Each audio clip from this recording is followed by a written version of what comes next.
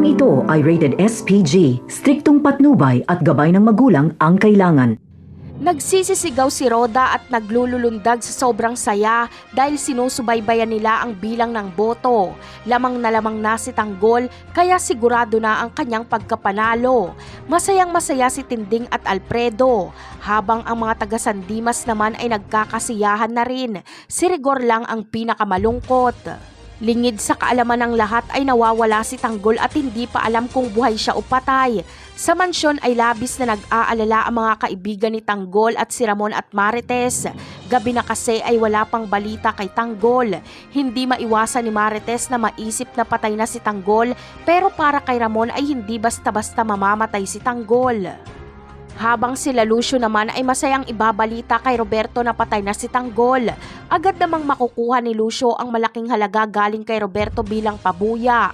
Ang hindi nila alam ay buhay pa si Tanggol pero nagpapagaling pa ito.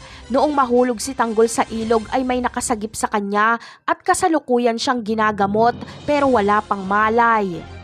Sa kasalukuyang eksena naman ay sa pagsugod nila Ramon para ubusin ang mga gerero ay si Miguelito lang ang madadali ni Ramon.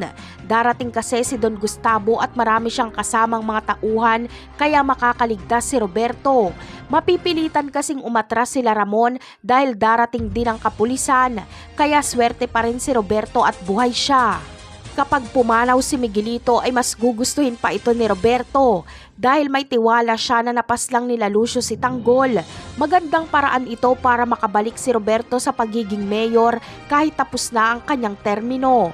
Dahil kapag wala na si Miguelito at wala na rin si Tanggol ay si Olivia na lang at Roberto ang maglalaban para maging vice mayor. At kung sino ang mananalo ay siyang aakyat para maging mayor. Napakarami pa nating dapat abangan sa mga susunod na episode. Paalam!